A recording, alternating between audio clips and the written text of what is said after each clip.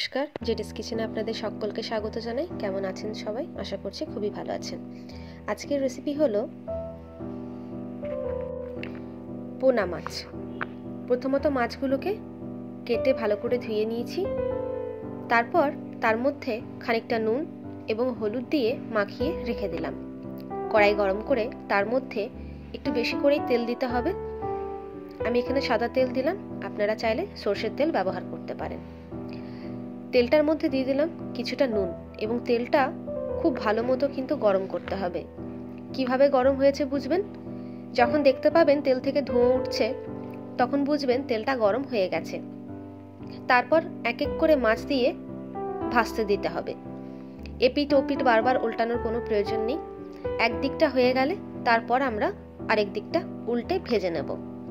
আপনাদের কাছে যদি এমন কোনো নতুন রেসিপি থেকে থাকে যা আপনি সবার কাছে পৌঁছে দিতে চান, তাহলে আমাকে অবশ্যই জানাবেন। আমি সেই রেসিপিটি ট্রাই করব এবং আপনার নাম নিয়ে আমার এই ছোট্ট চ্যানেলে অবশ্যই শেয়ার করব। একদিকটা মাছের ভাজা হয়ে গেছে, সেই জন্য আমি উল্টো দিকটা উল্টে নিলাম। মাছগুলো এক এক করে উল্টে নিতে হবে।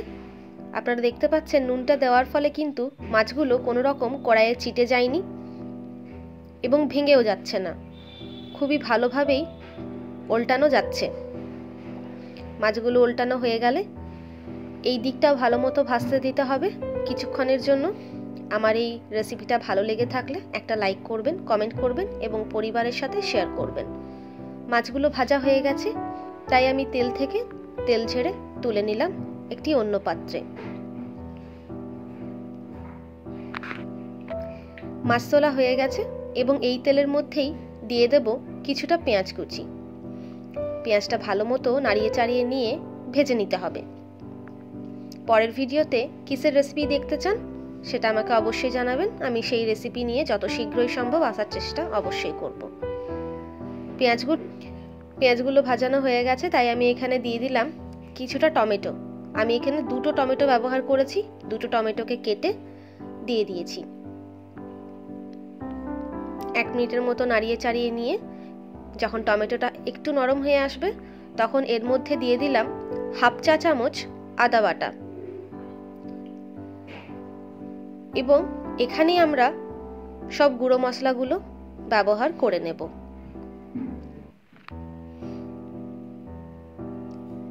দিয়ে দিলাম সামান্য পরিমাণে হলুদ, জিরে গুঁড়ো, ধনে গুঁড়ো। একটু নাড়িয়ে চাড়িয়ে নিয়ে দিয়ে দেবো স্বাদ মতো নুন। আপনারা চাইলে এখানে একটু চিনির ব্যবহারও করতে পারেন। নুনটা দিয়ে ভালো মতো নাড়িয়ে চাড়িয়ে নিয়ে কষিয়ে নিতে হবে মশলাটিকে। নুন দিলে টমেটোটা ভালো মতো গলে যাবে। মশলাটা কখন হয়ে গেছে বুঝবেন? যখন মশলা থেকে তেল ছাড়া শুরু হবে, কড়াইয়ের গায়ে এক ফোঁটাও লেগে যাবে না। আমার এখানে মশলাটা ভালো মতো কষানো হয়ে গেছে, তেল ছাড়া শুরু হয়ে এসেছে।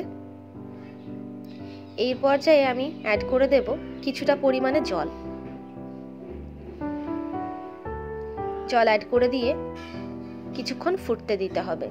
চলুন তার মধ্যে রেডি করে নিই কিছুটা সর্ষে এবং কাঁচা লঙ্কার পেস্টটা।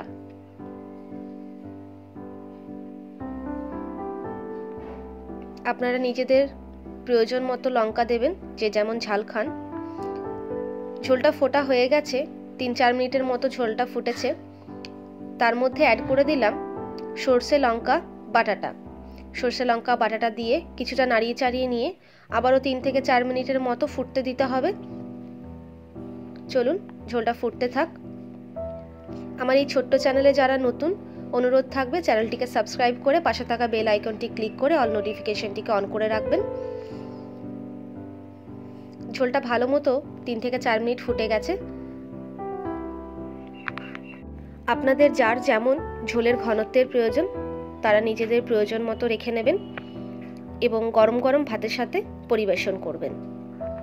এখানে আমার মাছগুলোকেও আমি দিয়ে দিলাম ঝোলের মধ্যে। আলতো হাতে একটু নাড়িয়ে মিক্স করে দেব এবং 1 থেকে 2 মিনিটের জন্য ফুটতে দেব। ভালো মতো ফুটে গেলে গরম গরম ভাতের সাথে পরিবেশন করুন। পরের ভিডিওতে দেখা হবে। নতুন রেসিপির সাথে সুস্থ থাকবেন, ভালো থাকবেন, সাবধানে থাকবেন।